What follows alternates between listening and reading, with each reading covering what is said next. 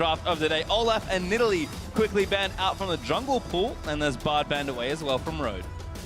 And starting off with the Olaf ban is a real interesting one. AmazingJ's played it in the top lane. I think it's going to be, of course, more of a jungle pick at this tournament. When we've seen the Olaf, it's performed really well. You can't look past Smithy yesterday, what he did for CLG in Game 1 over your European team. Krepo? I don't recall what happened there. Just quite. The Rumble's taken off the table, which means Jace goes up in priority in pick and ban. We see at least taken off the board here, so we may actually get to see one of the few RekSai picks of the tournament so far. Well, we've got one last ban here for baeme, so we'll see what they want to do with it. About 15 seconds left to make their choices here. Have slowed down a bit. So they're kind of thinking about what Flash Wolves might first pick as well. But like you said, RekSai is kind of the obvious one open. Jace also potentially open with Rumble taken off. So do they ban the Jace? They actually ban Syndra, so taking it away from Maple. Graves been a big pick for Karsa as well, so not a guarantee you'll go for RekSai first, but it's a denial pick away from Avoidless, who already has interesting creative pathing, and then giving him a champion like RekSai, who feels like Shaco at the times when it comes to the different ways you can just pop around turrets and go for aggressive ganks. It's probably too much, so it's probably smart to take away RekSai from the likes of Avoidless. Yeah, just a really strong pathing jungler here in RekSai. Has a great presence in team fights, you know, fits in almost every single team composition, so that's why he is so contested. It does seem like teams are starting to realize the true value of this Syndra pick, and, you know, they say even if they first pick it, we don't have a good counter pick left, and being robbed of a counter pick mid lane in this meta, standard lanes 5v5 is actually something that you want to avoid. Therefore, they're going for third ban on that Syndra. So Jinjao was really heavy on 280 carry picks. It was Sivir and Jhin. Jhin, of course, had the larger nerfs since 6.15, but still very much in the meta. And we saw a Zac ban in Game 1 of the day. I'd love to see our first Zac on the Rift. Well, I guess we'll find out soon, because baeme do have to give a little more time to make these choices here. But 2 picks to come.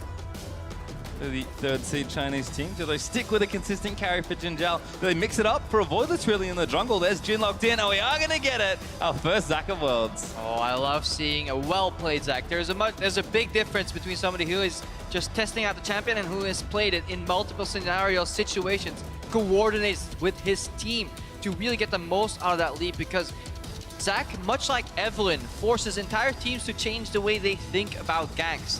Because you don't ward in the river versus Evelynn, because she knows she'll be invisible. You don't ward in the same spots versus Zac, because he'll just come flying over. And just consider the jungle matchup. The power of RekSai, apart from the global strong pathing, is the tremor sense. It's about being able to see people set up for a gank. Zac just charges that elastic slingshot. There is no visual indicator there for the tremor sense. So just in terms of compositional-wise, in a 1v1 in terms of these junglers, I feel like Zac can outthink, outfox a RekSai, and there aren't many junglers that can do that. Well, it seems like Flash Wolves are going to keep it very safe for these next 2 picks. Gnar and Karma is locked in there, so flex potentially for Maple in that mid lane, but of course SwordArt can take it for a nice strong duo in the bottom lane as well. Yeah, and it almost feels like this Karma is slotted in for support, because what it brings to the bot lane, guaranteed push, good shield, speeds up your entire team comp as a miniature Sivir in the mid game here. Super strong support, and she was actually the main reason Nami came back into the meta, because people needed an answer for that Karma in lane.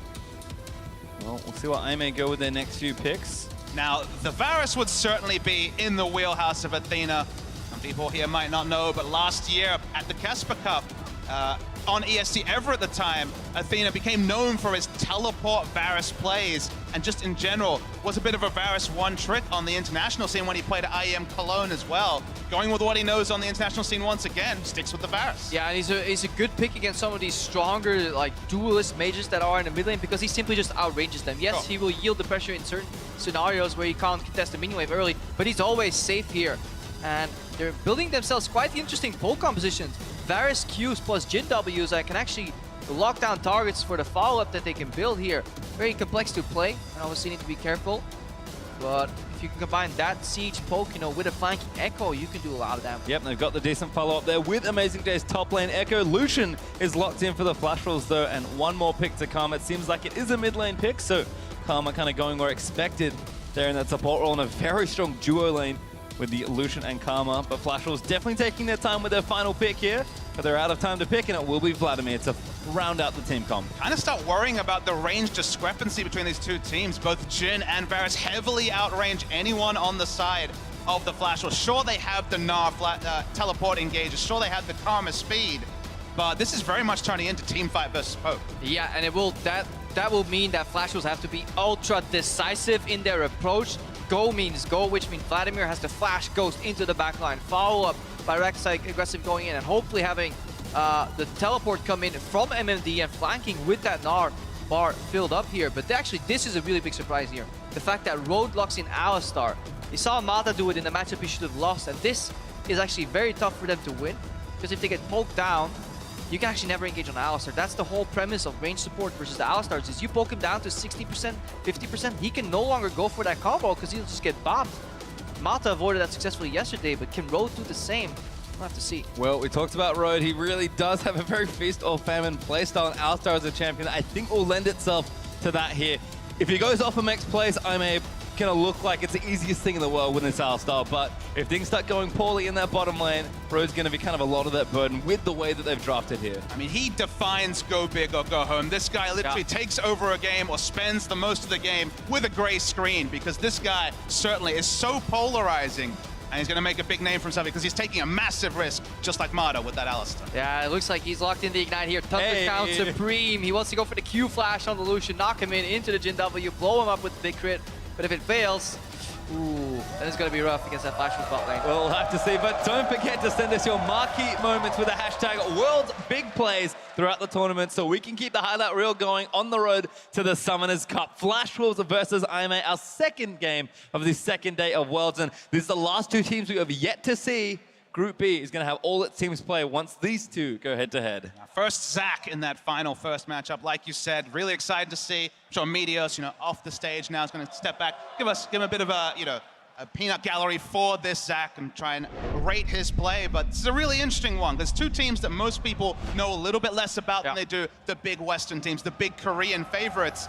And I think a team like Flash Wolves could go far in this tournament. Definitely, but every time they come into the tournament, they're a little bit underestimated, and every time people tell us, don't underestimate them, but I had such a hard time seeing how and why. But talking to some pro players right now, they're actually rating Flash Wolves quite highly, so I want to see if they can translate that, scrim rumor onto the stage here, and if they can perform. Well, if there's ever a team that comes in very underestimated, it is actually AME, the miracle team effectively from China, making it all the way in with a great run from relegation to the world stage. We'll see how they perform here in their opening game. Certainly nerves have to be running high for a lot of these young players, but Flash Wolves grouped together, they will be spotted by a ward here, but they're looking to maybe get creative with an invade. Yeah, always really cool to see level 1s, how they adapt. Look what SwordArt and NL did in the bot lane. They placed a lane ward to see if Jinjao and Road would actually circle around and take brush contention. So they secured the brushes in lane first, then they went for the deep ward on camp.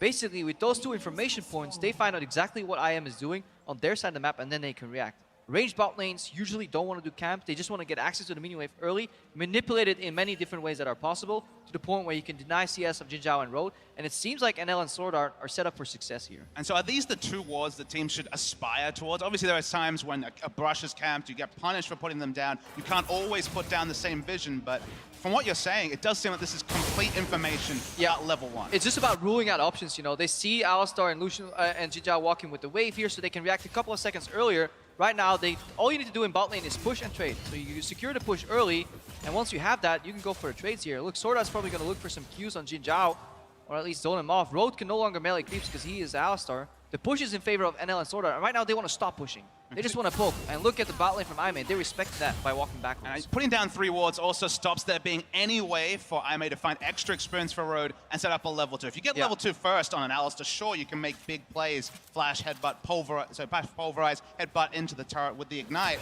But when that is completely rained out with 3 wards, then this lane is very predictable. It's going to be Flash Wolves in almost full control. And right now, they're suffering. They're taking some poke.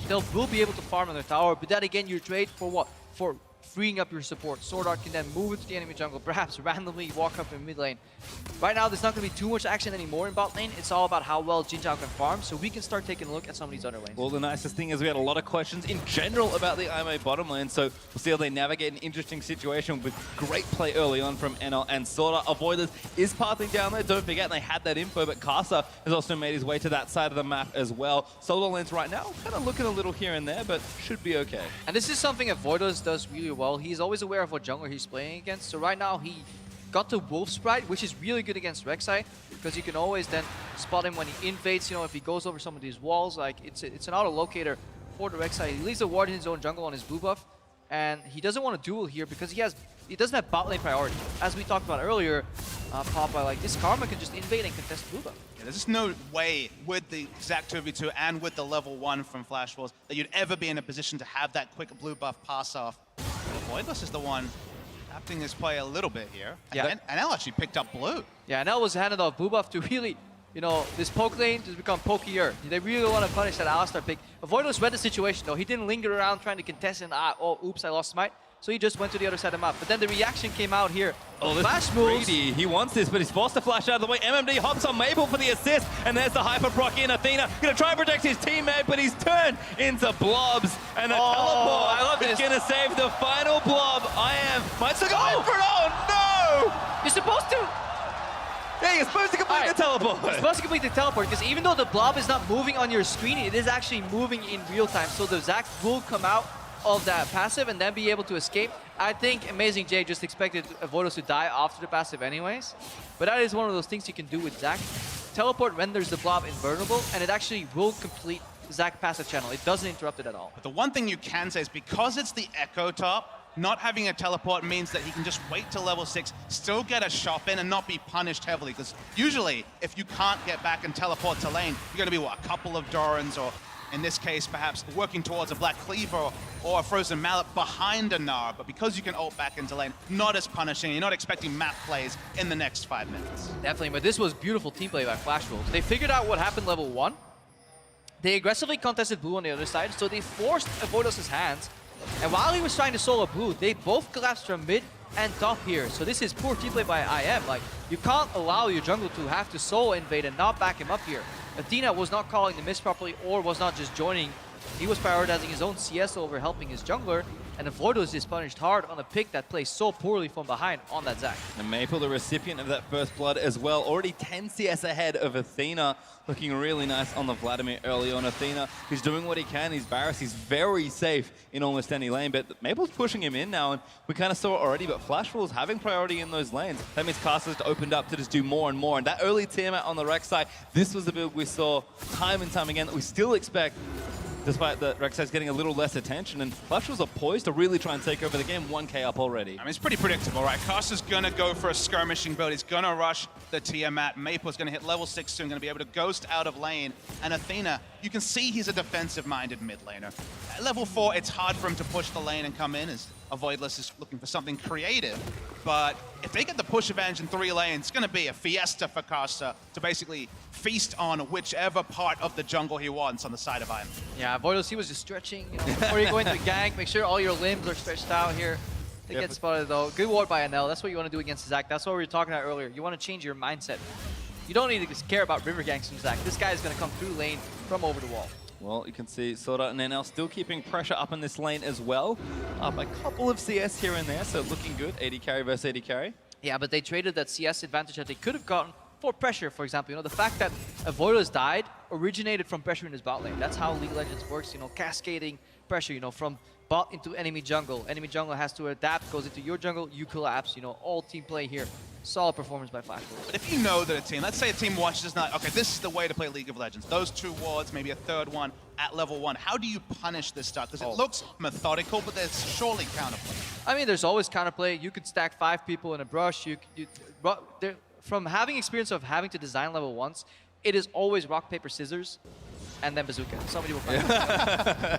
But you can counter, or you take the hit, you know. Some level 1s are impossible to counter because you have an inferior team comp. Like, if they just group on you and you can't stop them from walking in, they will get the information. That's why usually you see teams concede the weak part of the map and just get a deep ward themselves. So, you know, you want this information, we'll trade you something on the other side of the map. And in general, Flash Wolves, that play seeming very clean. They're playing well together. Their vision is up in nice spots.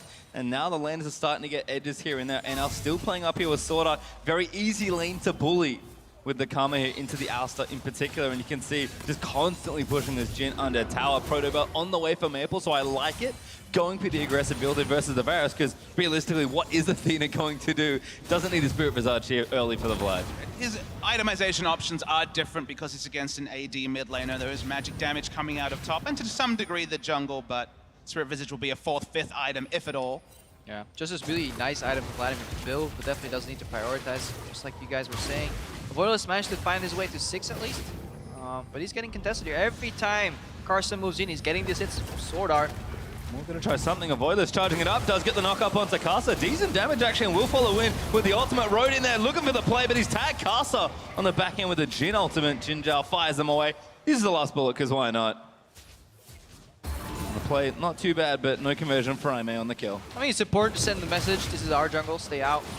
Don't just roll over and concede every blue buff here, because they can finally get it to Athena, and this shifts this matchup so hard. Varus is very blue buff dependent, because he needs the regeneration to kind of turn it into a clear the wave and poke lane, as opposed to just clear the wave lane. And the timing of the gank from Karsa was no mistake. He wanted to be around the blue buff, contested, as you say. No blue buff on Athena, 3-4 Qs, and you're out of mana, even with a tier. Jinjao, happy damage to take. Hurts a lot, actually. Culling not quite enough range there. But Jinjao taking enough damage to probably get forced away with Karsa just here behind the turret as well. And this turret's going to start taking damage now, maybe. Yeah, this is where Flash Rules are kind of telling Aime, guys, we've got to place it up. You saw us place this ward in the lane. This is a teleport ward. That's why Road actually dropped this pink ward in the middle of the lane. If you scroll the camera above, like, he drops it in a position where you would not expect a pink ward, because they're blocking teleport wards right here. Flash Rules is usually you threaten the team with teleport, and you let them know. It's like, yeah, that's what we're going to do. Please step away from the turret. We would like to take it. I mean, we saw Smeb do this just yesterday, teleporting back against Albus Nox and getting a big equalizer. And this, as you say, is a very obvious ward, but it does take away the clean strategy that other teams have shown. Yeah, Road counters it with his pink ward here, but now this unrelenting pressure is almost becoming too much. Karsa exclusively camping bot lane. Take one down, pass it around, place another ward over the wall. They do know that there's still a pink ward there. Oh, Avoidless just limbering up again. Doesn't go in for the gank, but they'll clear out what they can. And it really is all this attention focused down. Looks like Zach's going to move back and clear that ward out of the way. And Karsa, a quick visit to mid lane. He doesn't want to stay too long. He doesn't want to clear that ward because he doesn't want to reveal himself. That's the problem right now. Like, that ward's there, and actually nobody wants to clear it, even though they see it. Alistar doesn't want to walk all the way there and yield lane pressure because they're stuck farming on the turret. So it's actually quite annoying. And the moment Avoidless shows himself there, of course, the top lane from the enemy can just go Rambo, knowing there's no chance of an answer from the Zach. Zach's long range. Speaking of engaged. In onto Road, SwordArt move back in again. Jinjao still firing shots, and here's Avoidless looking for one. SwordArt going to get slowed in by the Zach Q, and that's enough damage. Jinjao with a kill. Yeah, that was a dirty play, and that's always the risk when you're laning against Alistar. If you're an even CS Q flash, so you cast the Pulverize first, and you mid-animation you flash on top of the Karma. He knocked him into another Jhin trap. And actually, Avoidless, they knew he was roughly in the area, but he bypassed the Scuttle Crab. There's a little bit of fog of war there on the right side that you can sneak through. He went into the brush here, and he joined that party there, and SwordArt and NL weren't ready, despite Karsa being in the topside jungle. So this information was technically available, but sometimes you gotta play a little bit on the edge, higher risk. And if the Zach had ever gone to clear that ward, then they would have had that extra cementation of the fact that, okay, he's on this side of the jungle. Didn't do so. So they're trying to rush down this dragon. It's taken by Aime, but doesn't look like the action's over just yet. Here's Gnar. Drake took a little too long, I think, and Avoidless actually low there. Already like down. Road is dead. There's one as Zach goes into blob. That's one more. Flash Wolves going to try and clean it up. Maple maybe looking for another double. They do gift the kill to NL, and Aime costs for that Drake. Run, Jinjao. He's stuck on a tower. Oh, feels bad, man. And now the dive is coming. Jinjao going to fire away, but SwordArt gets one. He was desperate trying to hide behind the creeps there. Yeah, the Mega Gnar timing from MMD was perfect. We were talking about this guy's champion pool. He's on the analyst desk. He's showing that his Gnar is up to par. The Ekko is one of his big picks. AmazingJ had teleport available the whole time. Didn't choose to use it. Maybe was called to stay in lane. Seeing a replay of the fight right now. Of course, Road gives up his life. They didn't want any more bonuses, but it ends up being 3 kills, and predictably probably going to be the first brick or the first turret of the game over to the side of Flash Wolves. Yeah, really good reaction from Flash Wolves. So close to getting out there. Despite making this small mistake in lane, they actually capitalize on the follow-up play here. MMD lingering a little long. He still has ultimate available. Good Mega Gnar, but the wall. Oh, he freezed in midair. And now AmazingJ going to chase him down. He actually did finally come down for the teleport play, but the tower in bottom lane's already dead. That was far too late. Yeah, trying to salvage something, and this is Aime being a little desperate. Sometimes these less cohesive teams will do things in the spur of the moment. You know, the unpredictability works in their favor sometimes, but more often than not, as you get against better competition, it becomes exploitable here. And Aime, right now, is down 2.7k gold here. The item timing is looking really clean for the side of Flash Wolves. And that was actually just rotated top. Of course, they already have that bot lane turret, trying to get as much guaranteed gold, grow that gold lead, but Gnar has frozen Mallet just to some pieces of his item build here for AmazingJ. So the laning focus from Flashwolves is looking really, really good. MMD's booking it and does make it down to the bottom lane. Decent damage on the turret, but Flashwolves will hold on to it for now. NL and Karsa are assaulting his top lane outer, and Avoidless is effectively babysitting here to try and make sure that turret stays up. SwordArt joins, but he wants to clear wards instead, and Flashwolves still with such clean macro plays. Athena, a little bit of damage on the Maple, but Maple with the proto-bout done already, and the makings of a Seeker's Arm Guard. Not really feeling it right now from the Varus. The mid lane's just being played around, to be honest. Everything out. The game is happening around Vladimir and the Varus getting free farm, which bodes better for the Vladimir than it does for the Victor, especially because when you're talking about timings like siege timings, with the likes of Jinjao behind, with all the map control over to Flashwolves, feels like the items and just the engage options will be strong enough to counter any extended sieging from Iron. I definitely agree there, Papa, especially if we look at the Summoners too. You know, Ghost Flash Vladimir can dive into backline. His objective is to kill. Proto belt as well. Proto belt, you know, get that distance in. The 3-step jump of Vladimir. Seen a lot of flash pulls this tournament already. I can't imagine Maple will buck that trend. There's good culling, you know, to Jinjao. We'll get the damage down. He's looking to wrap around. It is SwordArt going to zone them off the turret. Good damage onto Road, and that turret's not long for this world. Bottom turret still not taken down by Aime either. AmazingJ's working on it, but they pulled their duo back to the top lane to try and salvage some of the assault there from Flashwolves. And Aime, you kind of mentioned it already, they are a chaotic team, but when Flashwolves is playing around you, they don't really care that much. But you need to look at what Flashwolves is doing here. It's actually quite fun to watch, to see them execute it so well. Every time they push, SwordArt kind of holds NL's hand until he's at the tower, then he lets him go. It's like, don't die. Whatever you do, don't die. And then he groups up with Karsa into the jungle, places a couple of wards, deep vision, they back out and repeat it again.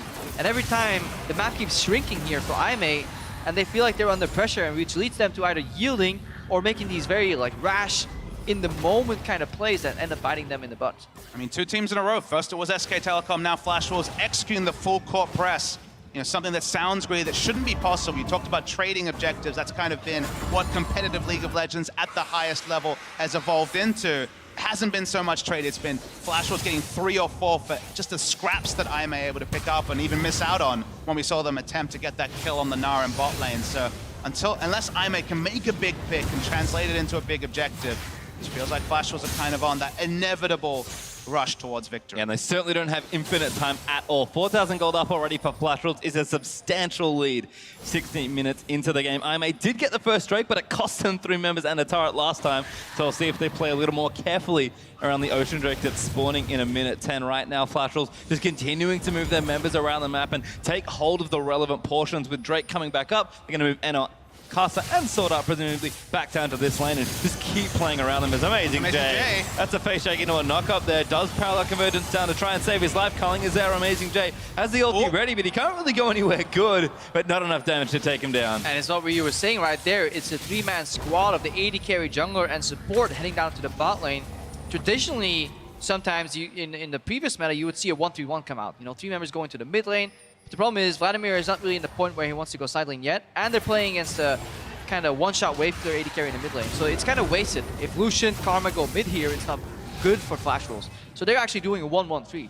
They're putting their power on the side lane, push that wave all the way up, go in for deep vision, push it up again, and then they can converge on mid lane, potentially dive, and say to Athena, hey buddy, please step away from this turret. And that's what they want to do here. Either isolate tier 1 in mid lane, or get access to the dragon. And look at, if you just follow SwordArt on the map, he is indicating what objective is next for Flashwolves by how he's placing his wards.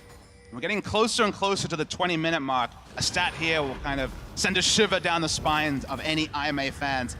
So far this season, including regular season and playoffs, if there is at least 1,000 gold lead for Flashwolves, they are 27-0, have never lost with 1,000 gold lead at 20 minutes. Not even a massive lead, of course. We've seen far larger so far this tournament, but I just don't see a way for Aime to close that gap, and then Flashwolves are methodical from there. Yeah, mostly because it's Flashwolves taking kind of the lead here and taking the advantage, seizing the moment kind of, as opposed to Aime going over aggressive and kind of throwing the game. No, Aime are being outmaneuvered here.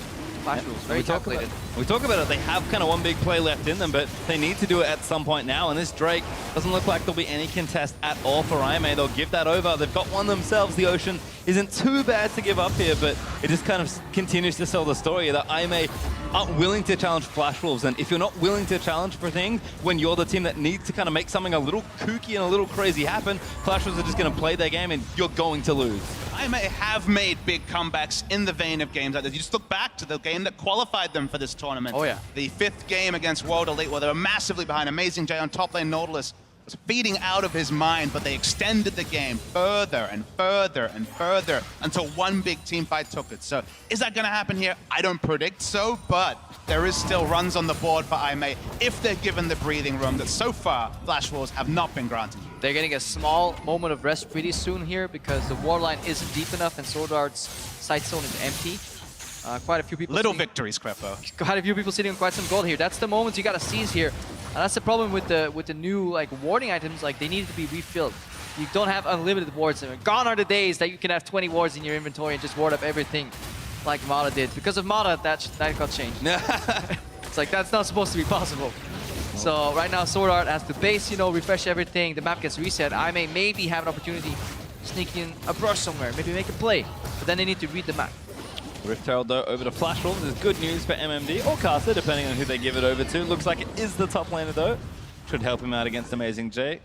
Although he doesn't need too much help, and we are encroaching on that 20-minute mark, about 15 seconds away, and Flash Wolves are certainly more than 1,000 gold ahead. Because of that 20-minute duration, it means they'll actually have the glimpse of the void on the Gnar. Is already going to have a sizable advantage in the 1v1 till 39.5 minutes, and I don't know if the game's going to go that long, but regardless, going to be just maximum uptime in the business end of the game on the Rift Herald buff. Yeah, great point there. That's another like, kind of late game insurance that they have ready for themselves. So everything's kind of tying together here for Flash Wolves. Looks very controlled to me. Looks very methodical. Yep. Some of these actions are not randomly happening. It's not like, oh, there's a blue buff, let's invade. These things are happening in unison. They're using wave push to then free up members to outnumber single opponents here on AME and take away their buffs, their dreams, their hopes. I mean, when we were on the analyst desk yesterday, Krepo, there was so much to talk about because teams weren't this methodical. They were making mistakes. We didn't get treated to solid macro like we've seen so far today, so...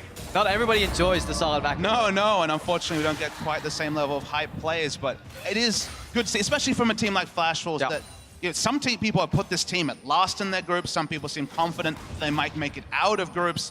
AME are hard to read as well, but we're certainly getting at least a picture of Flash Wolves and the ceiling of this team in a game like this. That's the hard thing about AME. When you watch some of their games, they do like the crazy stuff ever, and like, yeah, go AME, and then you tune into another set and you're like, AME, what are you doing?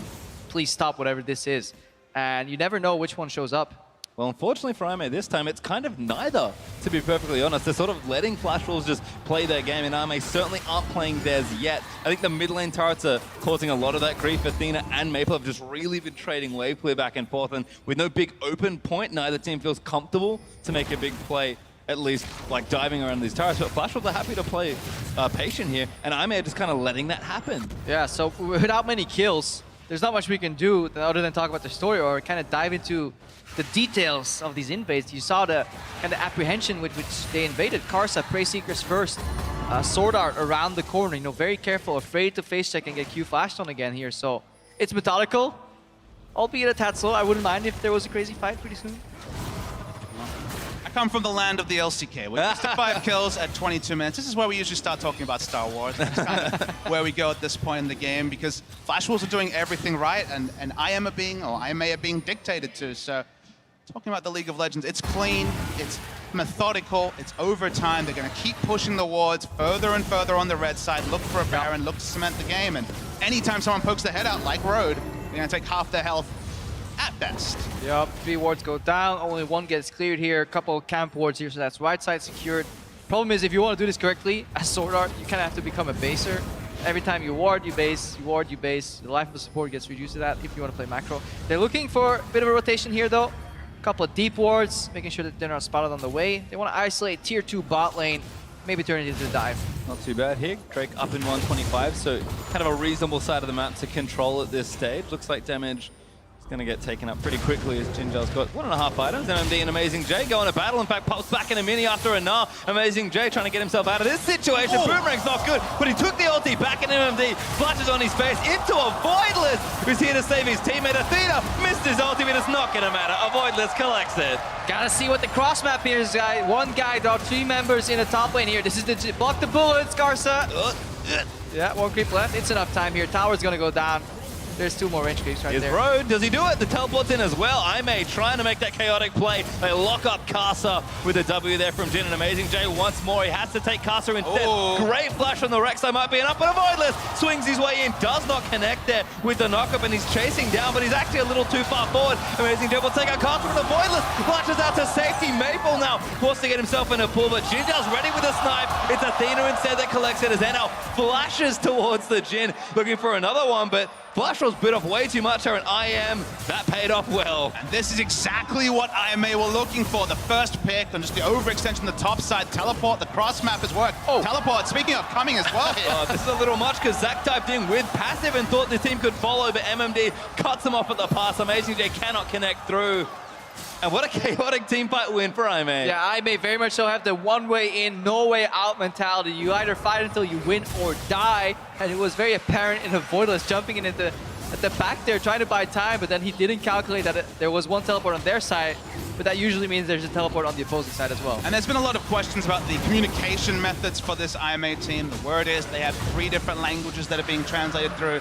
Back when we saw the Korean exodus, Korean players starting to go, the likes of Europe, China, especially North America, we saw the limitations of having a mixed language roster. I shudder to think what the case is with 3 languages, but regardless, they've made it what they've gotten to Worlds. But then it's little plays like that where you're like, that should not happen with perfect communication. Yeah, this is Flashful, so they take down the turret, but because they kind of stayed too long, all trying to help Karsa here. AmazingJ comes in with the teleport. It's good mechanics for Karsa, doesn't knock up his flash here. Doesn't quite get killed. Avoidless just a tad short, and then Maple comes in, and then the fiesta starts. No other way to call a Krepo. The fight goes longer and longer. This is all after Gnar gave up his life just for pressure on the top side. Flashful's took an answering turret, and now goes Rambo on the bot side. But that death timer is what actually is the big story of this fight. 2-1. The Gnar is back up with teleport. Avoidless could have backed off.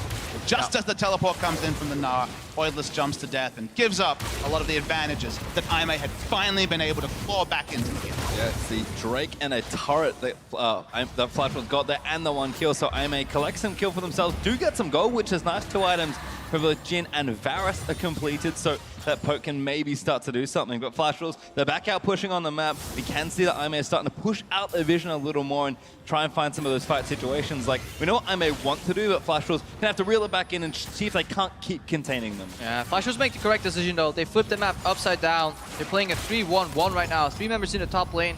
So they're going to use that push to lock people under the turret, then move in for the deep vision. They're going to secure the jungle first, the river later, and they really want to isolate that Baron as an objective.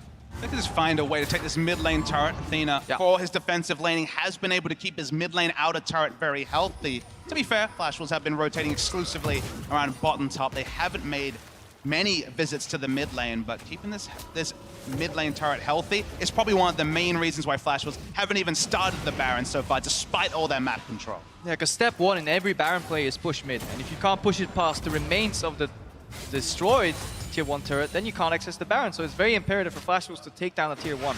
It is very rare that a tower survives that long in a competitive game of League of Legends. It's still there in Athena. He's not letting go of it lightly. Level 15, so is Maple. They've been here for a while, just clearing waves out of it. Flashful's mid lane turret, for what it's worth, is kind of low. It's got about 20% of its health left, so I am with their AD carry mid laner, and good poke between the Jhin and the Varus can maybe look to get in there, break that space open, and all of a sudden, the game's going to open up here. Karsa once again locked up, and that's a kill! Snipe there comes in, that's enough there as Road actually collects it, and now Maple going to get chased off on the other side. NL trying to find a way in as Maple pulls to safety, not enough with AmazingJ. Will continue chasing, but has to give it up as I may get one. You've seen the limitations of Flashful's control game because they're just pushing up too far, being too disrespectful to a team that does have range initiation. Zac, Varus, Alistar. Ironically, the team that we originally conceptualized as a poke comp has more engage tools than Flashful's. They're putting them to good use, and that first mid lane out turret's going down, and it's for Aime. Yeah, they use their pick potential that's built into the comp as well. You know, combo can be used as peel, but let's not forget, a single target combo into Jhin W is the perfect pick-off attempt here. And they let Flashwolves get a little bit too comfortable here, splitting up, controlling the map, and they bite back. Still behind pretty substantially in gold, but have shortened it a bit from the 5,000-6,000 to 3,500. So AME looking a little better and have access to the center of the map most crucially. I think it's what they do with the space they've created that really matters here. And this mid turret's going to be a real sticking point for Flashwolves as this game goes on. We're 28.5 minutes in and it's still alive. It's the only thing that is keeping AME, giving them a semblance of map control, really. You know, having that static point that they can really go hide in. It's their safe zone right now. But it's not a mistake by Flashwolves. Consider the proposition for Flashwolves. You want to come in with Vladimir, Gnar, Lucian, not long range AD carries or auto attackers, and we're going to have instant wave clear from Varus. Zac can jump in. You need the world's deepest wards to have any predictability about where Zac is going to engage from onto someone trying to take that outer mid lane turret. We saw what Marta could do on the Alistar if he comes on a flank, so you need to basically pink ward both your flanks and have deep vision that sticks, plus have to find a way to deal with Athena just wave clearing from off the screen. So mid lane turret for now is looking impervious as an objective for Flashwolves to hope to pick up. Yeah, it could be worth for them to kind of swap up what they're doing. 3-1-1 is playable and it requires finesse to finish off, but if you struggle, it might be worth going for the 1-3-1. You know, put the 3 in the middle, put Vladimir on a side lane, force AME to split up, and then maybe get flanked or dove in the mid lane. Obviously, very easy for us to talk about this, but these are some of the things that are going through Flashwolves' mind right now. How do we solve this? What is our approach? Luckily for them, they don't majorly get outscaled in the late game, so they can still take it slow.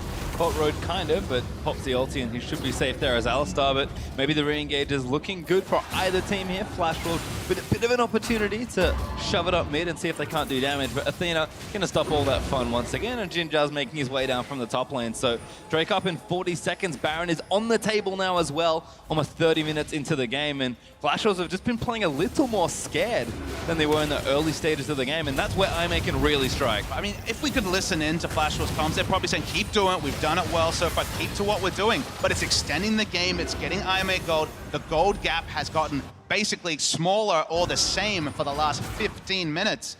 And while AME don't necessarily have a massive compositional advantage in the late game, you're just giving an option for this game, despite all Flashwolves' good work, being decided by a single team. Yeah, we're hitting a breaking point here though, because look at the vision on the map here. Once this Lucian and Alistar step back, where are they? This is basically a game of hide and seek right now for AME, because they've gotten comfortable farming on their turret, but they've left the entire Baron area exposed. Right now, Baron could be being started and we would be none the wiser, and that is a looming threat of a Baron bait here.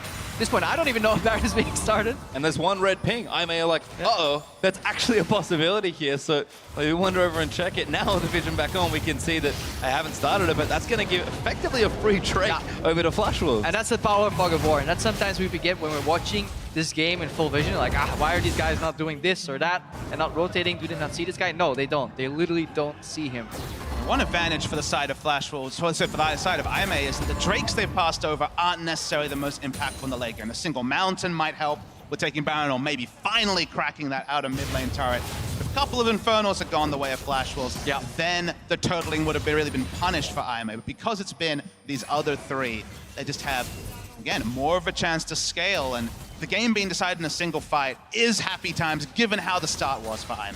Well, you can see Flashwolves still playing with plenty of vision around particularly the Baron, which seems to be the next objective on the table after they took that Drake. Elder Dragon will also spawn as the next one, because we've gone actually surprisingly late into this game with Flashwolves slowing down. And AME, they're doing what they can, getting the wards in, trying to check it, but pretty hard to defend.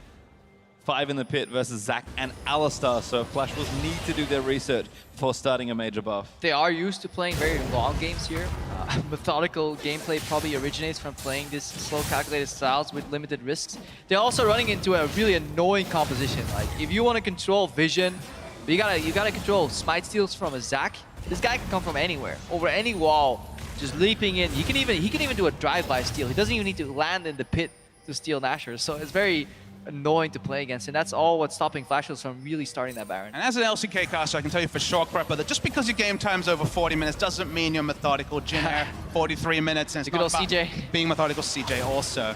Rest in peace, CJ. Rest in peace, Mad Life. Had those long games, but so far, Flashos, they haven't made big mistakes. There's been a couple, but they've been methodical, just like there's like Samsung that also have that the only team at Worlds with a longer average game time. It's just if you're methodical and risk averse for long enough, Yeah, you that is open the it up for the death timers to decide the game. And that is a mistake in itself. The lack of proactivity is not visible because not doing certain actions is really hard to spot as a spectator, but there are definitely moments where Flashos could have gotten more, sent their support quicker to base, get some wars out. Yes, we're nitpicking, but we have to. We're at the world stage right now. Well, I mean, the one thing I'll say is that 33 minutes in with this advantage, Flash Wolves have done 0 points of damage to Baron. It's never even been hit, let alone start, let alone really cultivated. Sure, they've had exclusive vision over it for good 5-6 minute portions, but AME being allowed to just walk in and clear wards, pop them over the back. No one is punishing them for putting down effectively 100% uptime Baron. And so far, it seems like AME are only willing to fight over their outer mid lane turret or Baron. Every other objective they seem pretty damn happy to see. I would almost like to see them swing the map a couple of times, because usually when you play too much on one side of the map, it gets really hard to take full control. So what you do is you flip the side. You just basically go like, we go for deep vision on enemy wolves, put some wards there, choke the vision out, and that allows AmazingJ to be pushed in just a little bit more by MMD. And then a potential rotation bot could open up an inhibitor, for example, you know, at least keep AME on their toes. This repetitive vision congestion around the red buff area is just too easy for AME to defend, especially when you consider that Zac will almost always have a 50-50. Perhaps Flash Wolves just need to pull the trigger. Well, it does seem like Flash Wolves kind of letting the game drag on a little too much, but both teams are armed for whatever the big team fight comes in. Maple is massive with almost 4 items completed. NL's encroaching on his fourth as well. Jin's done with 3 items with another coming. Athena has 3.5 already completed. Like, we've kind of had this big build-up phase where everyone's kind of building their big fort that they're ready to sort of play in. And at some point when we have a team fight, assuming we do get one, and we kind of have to, all the games, I think, going to go on forever, or the minions will decide it, we're kind of getting to a coin flip situation, which I don't think is where you want to be if you're Flash Wolves. And that's a bad start. SwordArt dead in an instant. Yeah, SwordArt got flipped right there. Both teams playing Civilization, building a nuke. Whoever's finished first gonna win it all. But SwordArt, he's gotten so comfortable. This river used to be his.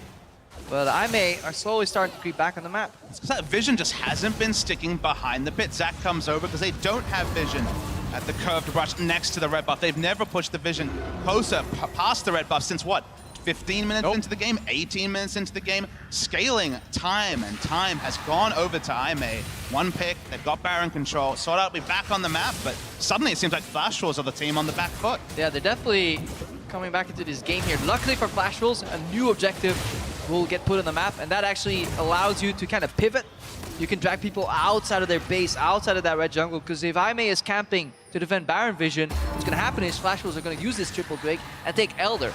And they can trade Elders as well, because if I may pick up Elder with a single Dragon buff, it's really not that efficient for them. So you can see how Flash Wolves use this late game time that they're used to playing and kind of trade off these objectives. The Elder Dragon question is a really interesting one. So you pick up this Elder Dragon, doesn't make your minions any stronger. It's theoretically, you know, Varus down the back, Archer takes out the minion wave, 90 seconds, not that long a time. But what you can do, you rush down the Elder Drake, AME's like, well, we're not going to be able to fight for this. We can still turtle around turrets. Then in that 90 seconds, you go to Baron, you start hitting. You're going to have 15% extra damage from the mountain. You're going to have the burn on it as well. And that's the one place where AME actually has to fight. Yeah, or how do you siege on impenetrable walls? You get a trebuchet. You literally throw Vladimir in and have him kill some people. You throw in Maple there and have him suicide on Athena, and then suddenly the wave clear is gone. That could also be an option here. At no cost, people want to trade Baron for Elder, but we're finally seeing a Baron start. Finally getting some excitement. Let's see who gets it. 10 people alive, and here we go. Flash Wolves decide to just burn it down. Avoidless is kind of ramping up for a steal, but Flash was actually going to TP in. Road wants to flank. Avoidless goes in for it. Huge combo in there as Road gets a couple with the pulverize. Jinjao firing in as Road's taking damage, but he's soaking so much here as AME going to finally come into the backside as well. MMD dope the backline, but NL finally takes out Road. Nah, very tanky in the mega form, and AME lost one. I think that's enough for that team fight. It's enough for the team fight. Remember, AME is playing a poke on both Varus and Jhin can still deal damage while Baron resets. And at this point, Flash Wolves have to go back on Baron, but it's only Alistar down. This can still be a contest by aime. Athena needs to really line him up here. Remember, he's about to lose that GA. Amazing goes in, Avoidless wants it, goes in for it, and Maple low, but AmazingJ jumps on him, and Maple will pull out to safety. Still trying to keep them out of the pit. They've actually forced Flash Wolves out as NL looks to go back in. He's doing a lot of damage on the Lucian, but Athena and Jhin, too many problems here, and Flash Wolves give up on the objective. They give up. Both teleports have been used 4v5. It was bold that they started the Baron, but then everybody in Flash Wolves had the same idea. I'm just gonna hide in the back of the pit, avoid this smoke, and then a 3-man arrow came through from Athena here, and that really turned the tides of that fight. But right now, the map will be condensed. Both teleports being used is in aime's favor because they want to group up and poke out and get control of the river that way. So Flash Wolves, they need to play this Dragon Dance correct. I think it's a worrying trend that Flash Wolves tried that. Shoutouts to Jad, of course, forcing that Baron, because honestly, they've kind of been, if this was a poker game, they've been kind of playing tight aggressive. They've been looking for their spots, they've been picking them out, and then just kind of went all in on a 5v5 fiesta. Anyone could have taken that Baron. It was super risky, but they just don't have another way to win the game, and that's just kind of dawned on them. 35 minutes in, and they're rushing back to the Baron. They said they had to force it, but force they do, and this just keeps costing them. Maple caught again. Actually, ulti hits SwordArt in the back as Athena lets it loose. Maple forced to use that forward. SwordArt getting sniped. Couple more bullets are going to cover for him. Road blast bullets in, but it's not enough, and Road takes too much pain. Will live, though, as AmazingJ and Avoidless looking for MMD, and once again, the snipes keep coming. The excitement is finally coming. When Pokemons actually start sieging and setting up around an objective, it becomes a game of dodgeball. Pretty one-sided game of dodgeball right here, and then it actually becomes entertaining. This is the build-up we've been waiting for all game. Flash Wolves initially with the lead, calculated, beautiful macro, but then they slow down.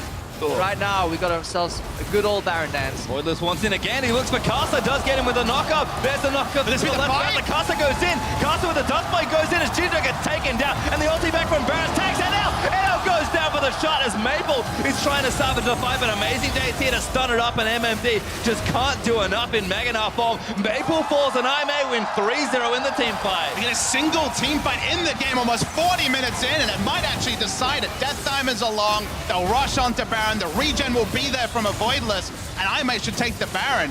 And the front foot was with Flash Wolves for so long, but if you don't find a way to open the game, even take the mid lane outer turret, this is the punishment. Yeah, you can take it. So the revenge from Flash. They're like, please, we need this. You blocked us from Baron. Die, turret, die. We're going to take you down. 40 minutes and the mid outer turret goes down. That has to be a record as Athena trades the top outer turret. aime finally going to open up the map a little more.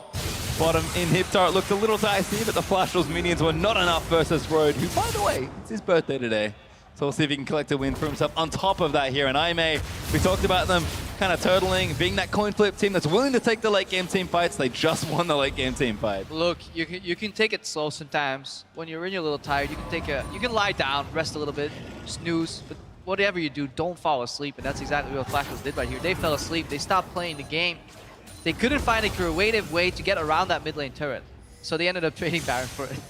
Yeah, it's just one of those things where Flash Wolves couldn't find a different way to win. They realized that if they went to the Elder Dragon, they would have seen the aime rush Baron because they'd given so much time for the items to be in position that you can start the Baron. Zac, Ekko, Alistar can all tank it. They won't fall low. They can turn around for a fight. And then you gave the ultimate gambling team a 50-50 by continuing to fight around Baron. In fact, the variance is probably lower. They tried Baron so many times.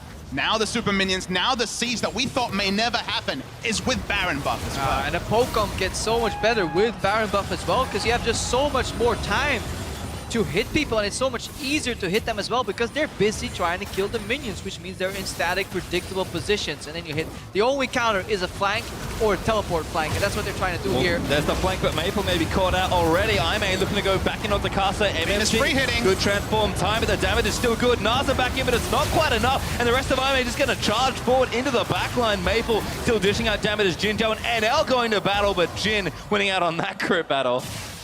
Close fight here, but remember, Pokecoms don't really need their ultimates when they siege. They like trading them 1-for-1, going for the reset, and then repetitively shooting out these projectiles. Athena is still on full health, full mana, and he's really gonna ride this wave into the turret here, but it does look like aime's being careful. But if you look at the Baron power play, top right of your screen, 5,000 gold. Yeah, 3 turrets, casually taking down 5,000 gold, way ahead of average for a Baron buff power play. Gonna rotate to the top as well.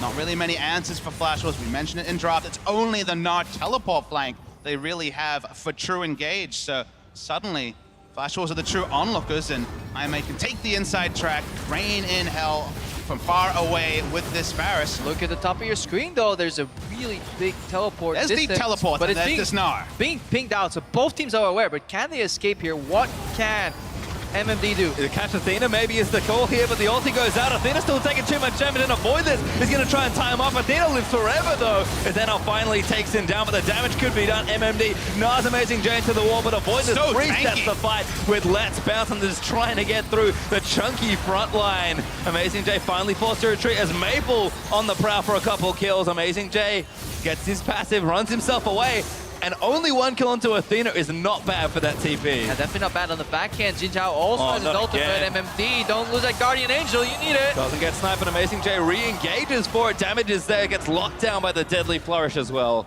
And this is a surprisingly careful IMA. When they have the option to really push for inhibitor, they choose to take down all these outer turrets, so they take it slow. When they get teleported on and they have a turn window, they don't go all in. Road is not comboing forward, so they have learned at least something during the boot camp. And coming back to the boot camp, it's too early to call winners and losers of Worlds. That's going to be decided by the end of groups, by the end of the tournament. However, Aren't we supposed to say that Europe's bad after 0-3 Well, and you know. that North America's the greatest region in the world? I'll let you deal with that on Twitter. But what I'm actually referring to is the winners of the boot camp, because China, we saw it from RNG suddenly, much more controlled aggression than just outright aggression. When it comes to China as a region, famously, and you and I, PastryTime, have been following for a very long time, it was always aggression first, thoughts later. We're not seeing that this tournament. It's a much more controlled. Clearly the boot camp has brought China up to speed on some of the stronger aspects of macro play that are apparent in other regions, and they haven't been exposed on the international scene here, Jaime. Yeah, and with all this kind of failing macro and then sudden burst of action, we haven't talked too much about the items. Road is definitely serving Jinjao here, building that Zeke's Harbinger, getting the crit that's not in the build, which leads to more damage for the Jhin overall here. Let's see, there's a Mikhails on SwordArt as well, really trying to like make people survive if they do get put into that Varus ultimate or get put under that dome from Ekko. And we get to the point where Lucian's build, of course, went for the early Youmu's into the Black Cleaver. Now it's starting to sell some of those items. The Black Cleaver probably still is slot efficient, but is it providing the same sort of victory? They're looking here, Flash Wars, for the Elder Dragon. First visit to this at 45 minutes, but it's not going to be a freebie, that's for sure. If they can reset the fight, it would be so good for IMA here because that's what they want. They want the Dragon fight to last as long as they can, but AmazingJ is finally teleporting down, which means Flash will yield and they kite out. Now mid lane is exposed though. This could be a rotation mid for IMA. That's what they think about, but then Dragon goes low. Yeah, MMD's tired as well, but AmazingJ has to stop them here. The Elder Dragon's actually fairly low, as they might have caught Maple here. He gets knocked up again, but he needs to go back in the pool. He does get himself up, but he gets Let's Bounce on as Jinjao's trying to snipe him. Avoidless tanking him up as the Elder Dragon resets, and that last bullet is almost enough to take off MMD's GA. AmazingJ still diving in as well, but NL might shut him down for that particular item. Doesn't find it yet, and so much back and forth in these team fights. NL really comfortable in these late game fights, not afraid to flash in aggressively. Let's give Flash Wars once again positioning over the Elder Dragon. Even giving up a Guardian Angel is not something anyone at IMA want to do. See that Ekko's coming back, rushing back into the fight. Elder Drake down to 7,000. Will we actually see a fall? Avoidless looking for a massive flank here on the other side. The Elder Dragon low, might get the steal as well. Maple dives in, he wants to avoid it. He got it! The Dragon steals it away as Avoidless. Absolutely massive play, and IMA might win the team fight to boot. Double stun for power like Avertis as they're ripping through them. IMA have pulled the miracle out. 3-0 in that fight as well. Massive engage, the bouncy castle on 3 members from Avoidless and casually smiting away. Of course, you can smite during the battle. Road, They're unlucky. continuing, and I'm going to look to end the game. It's still 40 seconds till Maple comes back. Yeah, Rogue bought into the hype a little bit too much, flashes into the wall, but this was why a lot of people really wanted to see more of Avoidless on IMA. Really not afraid to do something creative right there, and he finds the flank, steals away the Elder Dragon, and this means so much. IMA may actually do it It's a rough translation from I can, and they definitely could come back into this game. No one fails to call this team hard-working, and they worked very hard to get the game to this point. MMD going to cancel out the ulti from Jinjao, but he's diving to his death, trying to buy time for his team. He Gnar's couple away, but he's now going to respawn here. Jinjao's going to pick him up. He'll flash out of the way, but that's another kill as Flashwell's getting their turrets torn to pieces. I don't think they've got the defense here, and Ime are going to take down their first Nexus of the World Championship. Question marks have to be put onto Flashwells. Ime played their game. They were given time. They took it. A single fight around the Baron swung their game to them for the first time, and it carried it forward. And Flashwells, they're going to feel really out of it. There's going to be a lot of VOD review for this team before we see them on the Rift again. Oh, definitely so. Reminiscent of their match against Team WE as well, you know, hanging in there despite a large deficit and then coming back in the end. Decisive. They really constantly threatened that Baron steal. They made Flashwell so afraid of something that would end up happening anyway. Yeah, I was going to say, look what happened! The Elder Dragon eventually got stolen away as the teams will shake hands here, and Ime, the Cinderella story from China, takes a game here in the World Championships. Definitely rough-looking Flashwells. You can see where their strengths lie, but I think also some of their weaknesses, and Ime, they'll have plenty to look at and clean up. But the story of the Chinese teams taking all the individual talent they've shown time and time again and translating it into more methodical play. We've only seen a couple games, but might be something to keep tracking here at the World Championship. All three teams have been talked about as playing spoiler, playing spoiler for likes of C9 and SKT that a lot of people predict will be going through from this group. The SKT part, that's looking secure. Flashwells, for 30 minutes of the game, were looking like the sort of team that we'd expect to get out of groups, but suddenly, Ime now are front runners from this group to get through. It's only a single game, but they showed so much adaptation that there's a lot to be happy about for them. Yeah, and I want to see this unpredictability from Ime against the likes of C9. I want to see how C9 can maybe outpace Flashwells here and also beat them in a similar manner, because C9 have that aggression in the mid lane and Flashwells were taking things slow here, but really fascinating couple of styles. Maybe Flashwells also can play different styles. We only saw one game of them with a draft that leads towards this kind of push invade oriented style. They didn't pull the trigger in the end, but we have to still compliment them on their very honestly clean early game. It was interesting because it felt like both teams played surprisingly slow for them. Flashwells, okay, we expect quite longer games, but we expected Ime to just come out guns blazing. They showed us the other side as well, which is a little different, but they could certainly some spots where they can be like, okay, we don't really want to just, they don't want to win every game like this, as dramatic and as fun as it would be. Like, Ime definitely showing they can shore up some of the early game as well. And the adaptation from the LMS teams, what we got, the scouting report from Clement was games have gotten longer, they've gotten more methodical. That part came through, but just compare and contrast SKT and how they played post 25 minutes against C9. Okay, the game was decided early on that, but the methodical side of Flashwells is what cost them. And also, if we start looking in tournament meta point of view, we see that the Zac is actually a serviceable jungler that maybe some other teams need to start picking up once the RekSai, Graves, Elise all start getting contested, and people may forgo Lee Sin for some more aggressive late game tanky teamfight jungler like Zac. Well, Avoidless certainly looking good there, but we are going to hand things back to our analyst to make sense of this huge Ime